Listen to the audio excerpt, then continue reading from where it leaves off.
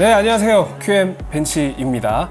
자, 오늘도 제가 보드를 들고 왔는데요. 오늘 보드는 ATX가 아니라 ATX보다 조금 작은 MATX 보드입니다. 자, 일단은 뭐 겉으로만 봐도 단번에 어떤 제조사 제품인지 아실 수 있을 텐데요. 바로 ASUS ROG, ROG 리퍼블릭 오브 게이머스의 약자죠. 게이머 공화국이라고 해서 ASUS가 예전부터 아주 고급형 서브 브랜드로 런칭한 그런 브랜드이기도 합니다. 그래서 ROG 스트릭스 Z690G 게이밍 와이파이 모델이 되겠습니다. 자, 일단 Z690하고 여러 가지 수식어가 있어요. E도 있고 F도 있고 G도 있고. 그런데 제가 저번에 설명드렸잖아요. 이제 E라는 거는 익스트림, F는 그보다 낮은 포뮬라, 그리고 G는 과거에 원래 막시무스 진이라는 모델이 있었습니다. 막시무스 진이. 근데 그 제품의 특징이 뭐냐면 원래 막시무스 하면 하이엔드 제품이기 때문에 ATX 폼팩터 혹은 익스텐디드 ATX, 즉 확장된 ATX 폼팩터로 많이 나왔는데 그거보다 좀 작은 PC를 구성하고 싶은 사람들을 위해서 MATX 폼팩터로 막시무스 지니가 나오고 있었는데 그게 어느 순간 명맥이 끊겼어요. 네, 요새 찾아볼 수가 없죠. 그래서 지니의 감성과 DNA를 이어받아서 스트릭스에서 Z690G로 계승하는 게 아닐까, 저는 그렇게 생각을 합니다. 누가 봐도 G라고 돼 있으면 지니가 연상되니까요. 자, 그렇게 해서 이 제품의 어떤 라인업상 정체성을 간단하게 설명을 드렸고요. 이 제품은 어떻게 보면 크기는 작지만 하이엔드 칩셋을 사용했고 또 ROG 스트릭스에 편승되어 있기 때문에 어떤 절대적인 품질의 기준치가 높을 수밖에 없는 그런 제품입니다. 과연 그 기대치를 충족시켜 줄 수 있을지 오늘 벤치 매뉴얼에서 확인해 주시기 바랍니다. 자, 패키지 바로 볼게요. 일단 ROG 스트릭스 Z690G인데 이게 지금 스티커가 좀 가리고 있네요. 네, 이게 G라고 써 있어요. 게이밍 와이파이 모델이고 와이파이 지원한다는 게 바로 모델명에서 보이죠. 그리고 ASUS 제품 인텍앤 컴퍼니에서 3년 무상 AS를 보장하고 있습니다. 그리고 이제 전면에 폼팩터와 이제 레이아웃이 크게 자리 잡고 있고요. 밑에 보드의 간략한 특징들이 있습니다. 인텔 12세대와 대응한다. 그리고 Z690 칩세트를 사용했다. DDR5 메모리 전용입니다. LGA 1700 소켓을 사용하고요. PCI 5.0 지원합니다. 하지만 5.0을 지원하는 그래픽카드는 아직 출시되지 않았고요. 윈도우 11에 최적화되어 있고 와이파이 6E를 지원하고 있습니다. 자, 뒷면 볼게요. 네, 뒷면에는 이제 전형적인 ROG 스트릭스 보드의 어떤 그런 디자인을 따라가고 있는데, 여기 간단하게 보드 보여주고요. 와이파이 안테나 동봉해 있다. 그리고 전원부 14플러스 1페이지 구성입니다. 그리고 M.2 히트싱크 백플레이트 이렇게 되어 있는데, M.2 히트싱크를 상단부만 제공하는 게 아니라 아래쪽에도 제공을 해서 샌드위치 방식으로 방열 면적을 극대화했다, 이런 특징이 있고요. 그 다음에 서포트 3 PCIe 4.0 M.2 M.2 슬롯이 3개가 제공됩니다. 그리고 바이오스 플래시백 버튼, 바이오스 플래시백 버튼이 I/O 포트부에 통합되어 있고요. 자, 간단하게 피처를 알아봤으니까 제품 바로 개봉해 보도록 하겠습니다. 일단은 MATX 보드라서 약 24cm의 크기를 갖고 있기 때문에 박스도 살짝 조그만 편이죠. 일단 1층에는 이렇게 보드가 있고요. 여기 자그맣게 박스가 있는데 이 박스 안에는 안테나가 들어 있습니다. 그리고 아래층에는 이렇게 아마 매뉴얼하고 케이블 이런 게 있을 거예요. 꺼내 보겠습니다. 네, 케이블 같은 게 들어 있네요. 자, 다 꺼내 볼게요. 네, 설치 디스크랑 매뉴얼 이렇게 있고, 요거 내려놓고요. 그 다음에 이제 작은 박스는 이렇게 분리가 따로 됩니다. 분리가 따로 되고요. 요거를 개봉을 하면 안에서 안테나가 띵 나오겠죠? 네, 안테나 있습니다. 그리고 본체는 가장 마지막에 살펴볼 거니까 잠시 여기 놔두고, 일단 안테나부터 볼까요? 안테나 ROG 안테나 많이 보셨잖아요. 그렇게 생겼습니다. 와이파이 이 안테나 모듈은 그 I/O 포트 후면에 그 커넥터를 통해서 이렇게 연결해 주시면 되고요. 그 다음에 이제 이게 사실 무게감이 그렇게 높지 않기 때문에 아래쪽에는 미끄럼 방지 패드도 마련되어 있습니다. 자, 이렇게 안테나가 있고요. 그리고 이제 사타 케이블 이제 하나, 둘, 셋, 넷, 사타 케이블 4개가 있습니다. 그리고 이제 M.2 고정 나사들이 있고 케이블 타이도 있네요. 케이블 타이 있고 ROG 스트랩도 제공합니다. 이것도 익숙한 그 액세서리죠. 그리고 설치 디스크, 제가 항상 이제 뭐라고 하는 건데 그냥 USB로 주세요. 이런 거 ODD 없습니다. 사람들 ODD 없으니까 USB로 주시고, 그 다음에 네, 감사카드 비슷한 네, 리퍼블릭 오브 게이머즈 ROG 제품을 구매한 사람들에게 뽐을 넣어주는 그런 감사카드 비슷한 게 있습니다. 네, ROG 브랜드에 대해서 에이수가 상당한 자부심을 가지고 있는 것 같습니다. 자, 그 다음에 요거는 개인적으로 마음에 드는 건데, ROG 스트릭스 네, 스티커 세트가 있어요. 그래서 ROG 엠블럼을 다양한 디자인 형태로 이렇게 좀 스티커를 마련하고 있고, 사각형도 있고 뭐 동그라미도 있고, 뭐 여기에 이제 스트릭스를 상징하는 알 수 없는 바람개비 형상의 엠블럼도 존재합니다. 그리고 이제 매뉴얼. 네, 매뉴얼은 이렇게 되어 있습니다. 그리고 이제 제발 에이수스한테 좀 부탁드리고 싶은 게 있는데, 네, 한국 시장 조금만 더 신경 쓰셔서 이 보드 매뉴얼도 좀 한국어로 제공해 줬으면 하는 바람이 있습니다. 이거 매뉴얼 자체는 뭐 잘 만들어져 있는데 당연히 네, 다 영어입니다.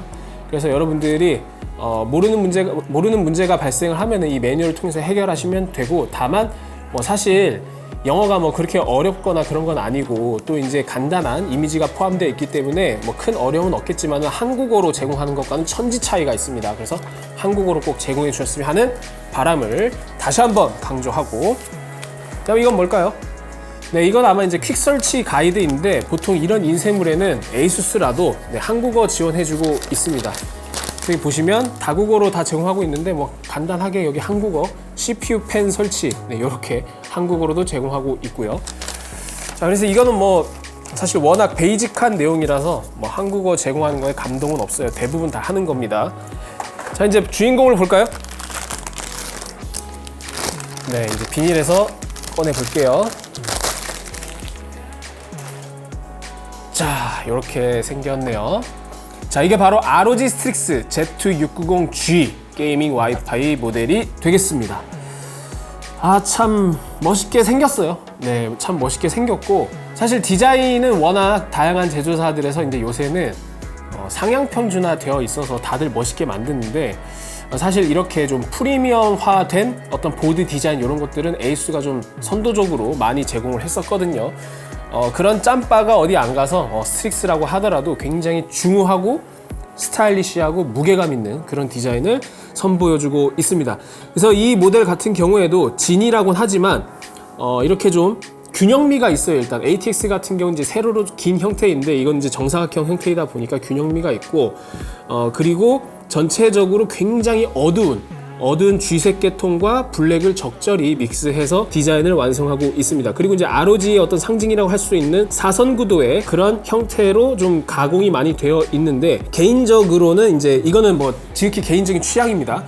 저는 사실 어떤 고급형 제품의 디자인이라고 한다면, 지금 되게 보면 프린팅이나 어떤 부가 요소들이 굉장히 화려하게 박혀 있잖아요. 여기 보면 뭐 스트릭스 외에도 막 주파수 같은 라인도 나와 있고, 뭐 알 수 없는 프린팅에 뭐 전기 표시에 막 굉장히 화려한 디자인을 선보이고 있는데, 저는 고급스러운 디자인이라고 한다면 이런 어떤 화려한 2D 프린팅보다도 재질 자체에서 오는 어떤 형태적인 마감, 재질, 그리고 어떤 복잡성 이런 것들로 개성을 표현하는 게 조금 더 고급스러운 디자인이 아닐까 그런 생각도 듭니다.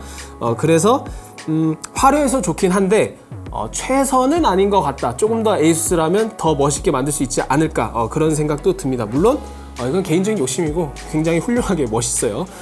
자, 일단은 전반적으로 되게 무거워요. 왜 무거운가 봤더니 지금 전원부 히트싱크, 그 다음 아이오 포트 쪽에 이르는 이 커버 자체가 모두 히트싱크로 구성되어서 굉장히 무게감이 있습니다.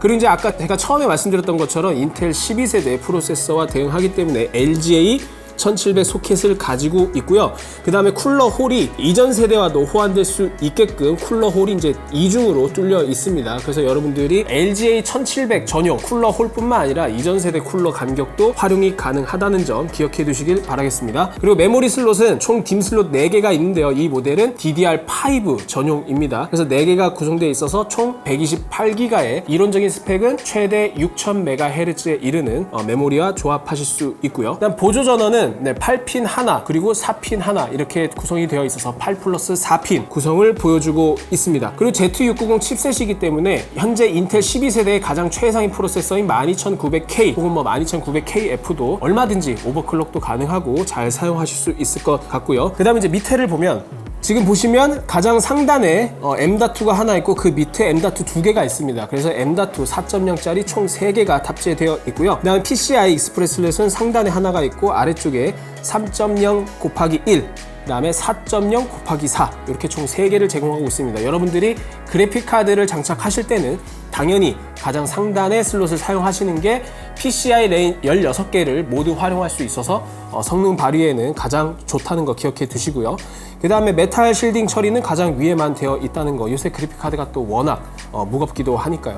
자, 이렇게 구성되어 있고, 그 다음에 이제 핀 헤더들이 어떤 게 있는지 좀 볼게요. 이제 CPU 핀 헤더가 있고, 오른쪽에는 이제 5V 어드레서블 RGB 핀 헤더가 있고요. 그 다음에 24핀 전원 커넥터, 그 다음에 USB 핀 헤더가 있습니다. 이거 뭐 3.2 타입C가 있고, 뭐 그 다음에 이건 포트 2개짜리 이렇게 마련되어 있는데, 여러분들이 이제 케이스 종류에 따라서 케이스 자체에서 USB 3.0 입력을 받을 수 있는 케이스는 여기에 입력을 하면은 추가로 포트 구성을 하실 수가 있고요. 그 다음에 SATA 포트는 총 6개입니다. 이 중에서 네이티브로 뽑아져 나오는 거는 총 4개고 나머지 2개는 AS 미디어 외부 칩셋 컨트롤러에 의해서 추가로 2개가 구성됩니다. 그래서 총 4 플러스 2, 네, 6개의 SATA 포트가 있고요. 그 다음에 아래쪽에는 뭐 프론트 패널 핀 헤더가 있고 USB 포트가 있고요. 그 다음에 아래쪽에는 또 RGB 포트가 또 있네요. 12V RGB도 있고 그 다음에 5V RGB도 마련되어 있습니다.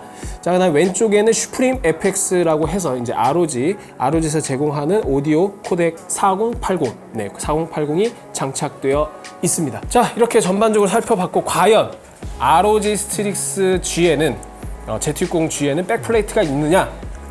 당연히 없죠. 네, 당연히 없습니다. 이 에이수스에서는 이게 지금 보드 가격이 40만 원대거든요. 40만 원대 보드에도 백플레이트를 허락해주지 않아요. 굉장히 보수적으로 접근하고 있는데 막시무스 포뮬라 익스트림 이 정도 급이 아니면 네, 이렇게 백플레이트를 쉽게 허용해주지 않습니다. 아니, 가격대 고려해보면, 그리고 칩셋이 Z690이라는 거 고려해보면 충분히 고려해줄 수도 있을 텐데 왜 이걸 이렇게 아끼는지 정말 아쉽고요.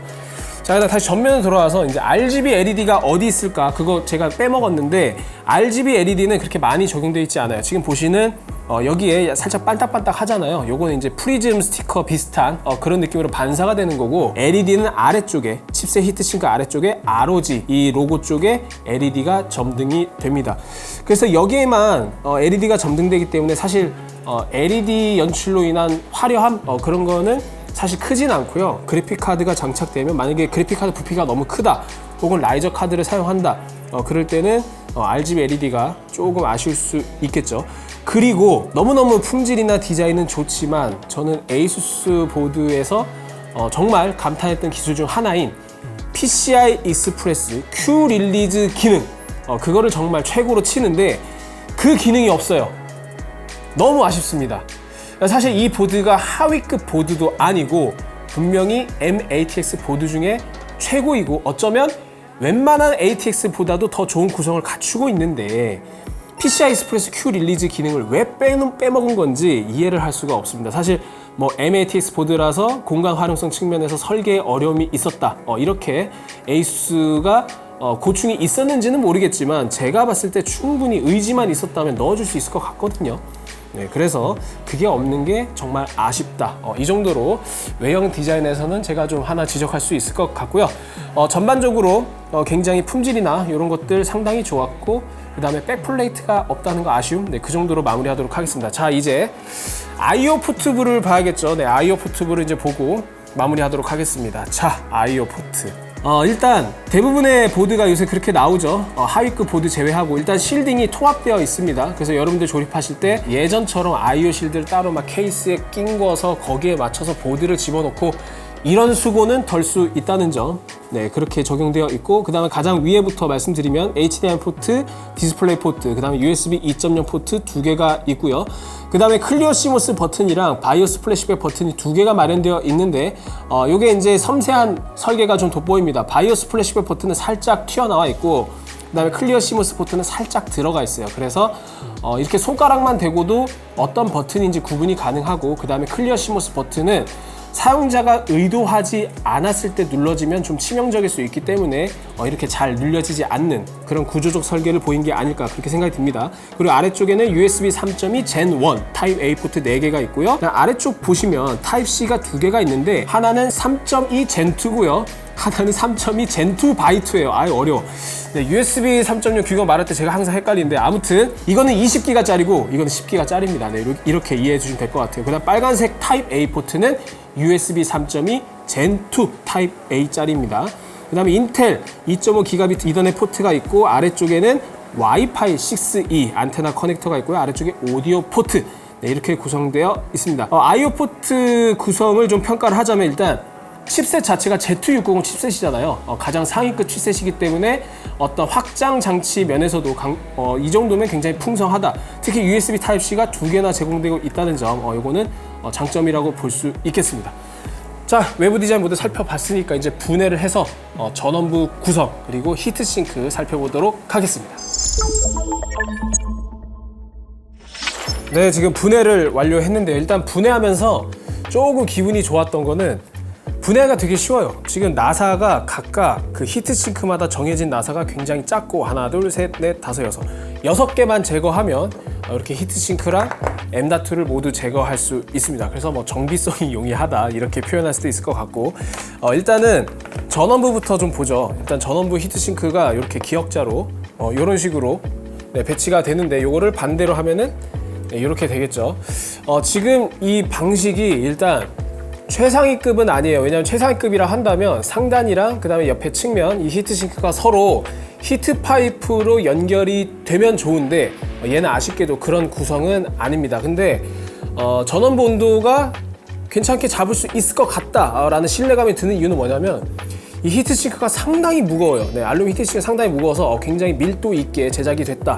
이걸 느낄 수 있었고 그 다음에 특히 이 I/O 커버부까지 확장된 이 전원부 측면 히트싱크가 상당히 무게도 있지만 두껍습니다. 그래서 상당한 열을 머금을 수 있는 성능을 발휘해주지 않을까 그렇게 생각이 들고요. 그 다음 써멀 패드도 모스펫이랑 초크 이 정도면 양호하게 잘 덮여 있는 구조를 가지고 있습니다. 자, 그리고 이제 M.2를 좀 볼게요.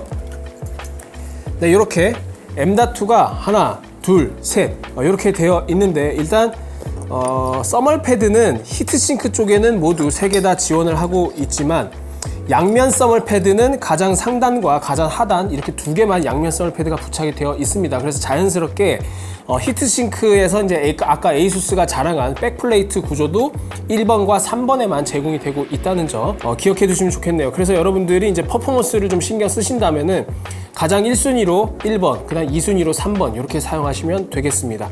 그리고 이제 간혹 일부 보드 보면은 이제 PCI 인터페이스 구성에 따라서 특정 M.2 슬롯을 사용할 경우 이 그래픽 카드에 사용되는 PCI 익스프레스 레인을 잡아먹는 경우가 있는데 지금 이 제품 같은 경우에는 PCI 4.0 M.2 3개라서 어디에든 M.2 SSD를 꼽아도 PCI 레인 수를 잡아먹는 그런 셋업은 발생하지 않으니까 여러분들이 원하시는데 그냥 꽂아서 쓰시면 되겠습니다. 그래도 그래픽 카드가 제 성능을 발휘해요.